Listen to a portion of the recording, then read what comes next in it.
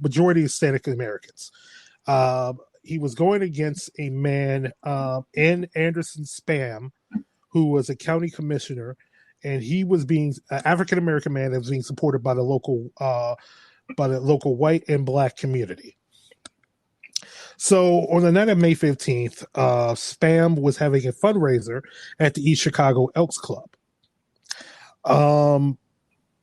Jay Givens decided to attend that fundraiser. So Jay Givens goes, and it's over 400 people at this fundraiser. Everyone's having pretty much most of the people are having a good time. I mean, it is a like Vegas style fundraiser casino type thing party they were having.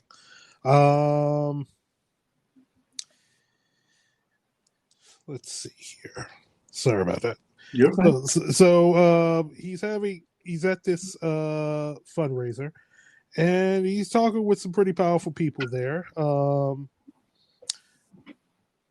And everyone says everything is fine. Even that night, Givens had won $300 in a Vegas style ticket drawing. So he had.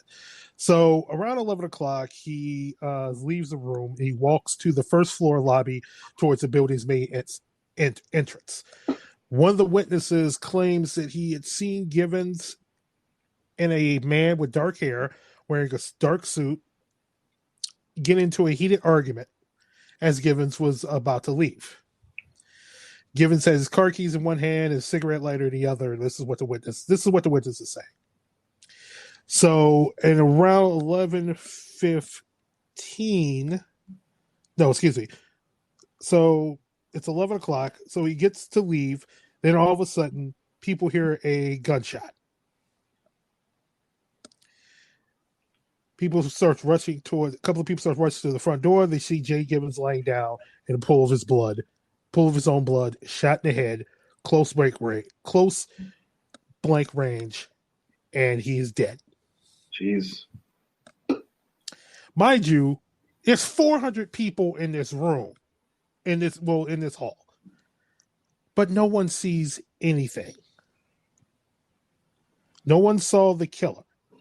Mm-hmm. Like you have the witnesses say they see the dark man with dark hair and tall arguing with Givens, but no one sees the shooting. So Givens is dead there, right? The cops are called, ambulance is called, and Givens is dead. The police detectives are coming out, and they find a .45 caliber shell casings in the foyer of the club. They also found the bullet, which went through the front door, hit the building across the street, and landed in the road. The lead detective on the case, Paul I'm going to fuck up this man's name. Paul Chara collects the evidence there at the scene, takes it back to his precincts, and locks it in his desk. He didn't put it in the evidence vault. He just locks it in his desk. Don't know why. That's not normal police behavior, is it? No, you usually lock evidence like that in the evidence vault. 4 days later, he notices someone drilled a hole through the casings to keep it from being matched to a gun. Someone broke into his desk, drilled a hole in the bullet casings, and noticed someone also had used a sharp instrument to cut into the grooves on the bullet. Possibly prevent the bullet from being matched to a gun. Possibly. Why else would they do it? Well, yeah. Like, why else would they do it? Exactly. And who do they suspect did this? They really don't know, because the only people who had access to this desk were other officers. So it's probably an inside job. And it gets even interesting when you start going through a list of suspects. So despite damage to the bullet in the casings,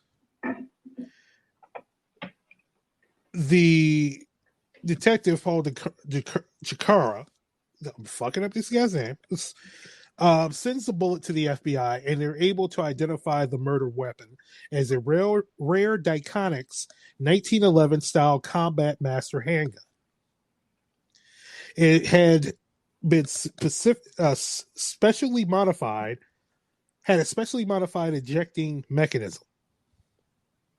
So this is a rare gun. Okay. And they'll figure out there's only 58 weapons that is made just like that. Only 58. So this is a rare gun and a rare bullet. 58, like, well, in rare the world? guns. Yeah, 58. Oh, actually 58 in the United States. Okay. I mean, still, that's nothing. It's like, you're going to round up all 58 of those, and... Well, they were able to find one. Okay. And the owner lived in East Chicago. Oh. Yeah. That one gun belonged to Deputy Chief of Police John Cardona. That's close it up. That's an open shut case. Shut it down. We're done here. We're done. We're done. Let's Mystery go. Solved. Sprinkle some crack on them. Let's get the fuck out of here. You said this story was an Unsolved Mysteries? Yes, so it's going to be some shit. Interesting. Okay. Okay, let me continue on with the story. Yeah. So they identified one of the guns as belonging to the Deputy Chief John Cardona. Consequently, he attended the fundraiser and was a member of the Spanish-speaking political group that was going against Jay Givens. He was a supporter. He was a part of a group that was supporting Robert Patrick's for mayor, and that was against Mr. Spam in his attempt to become mayor, and he was at odds with Jay Givens. Now, remember when I told you that a witness had claimed to see a tall man with black hair arguing with Givens before Givens was leaving? Yes. That man matches the description of Deputy Chief Cardona. Cardona is 6'1" with wavy black hair and was wearing a specific type of clothing that night. All of it matched him. Okay. Now, the witness claimed to have went to the bathroom and then returned, and Jay Givens was dead. And what's Cardona's alibi? Cardona's alibi is that he was there at the party watching Jay Givens doing surveillance. Yeah, you watched him walk to the parking lot and then shot his ass. Exactly. I mean, exactly. Where was he? Literally, like, where was he the moment Jay Givens was killed? He said he was someplace else. He said he was still in a party, even though no one could match him being in that, saying that he was in that party. Question: like, yes, when the shooting happened, was it immediately like discovered, or did it take some time before they discovered the body? Like, they heard the gun. Okay. They heard the gunshot, and a couple of people ran to find out what it was, and they found Jay Givens lying there dead. Interesting. So, like, this guy Cardona could have just easily slipped out without anyone really knowing. I mean, who would even be looking for him if he's deputy chief? Like, who's watching the deputy chief, right? So if he just slipped out of the party, and whether or not it was an intentional killing, you said the witness said there was an argument in the parking lot? Yeah, it was an argument in the foyer leading to the door. I mean, what if it was like, maybe I'm jumping ahead here, but what if it was a case where, like, he went to go persuade him to, like, back up, supporting the opposition, and, Givens didn't agree? I mean, it could have been. But it's still, you don't, just because you're in a political disagreement with someone doesn't mean you shoot them. No, Nick, that's not what I'm trying to say. What I'm trying to say is that, like, it could have been. I mean, there's a big difference between like a premeditated murder and like an escalation of like passion killing or whatever they call it. Heat of the moment. Heat of the moment, sure. So like that's what I wonder. But go ahead. I mean, it doesn't matter. It's still first degree murder, regardless. Mm-hmm. Whether it's premeditated or heat of the moment, it's still first degree fucking murder. You shoot a guy in the back of the head. Mm-hmm. Doesn't matter. You have zero fucking alibi for that. Oh, he attacked me, and then he was walking away. Like, it's still first degree murder. So it doesn't even matter. Premeditated, not heat of the moment. Who gives a damn? But well, I mean, it matters because like if it, again, I'm just like extrapolating different possibilities here. mm-hmm. It could matter is that if it was a premeditated incident, that now you're talking about a conspiracy. Who put him up to it? Was he paid for it? Did he do it on his own volition? Was he, did he do it in support of a political cause?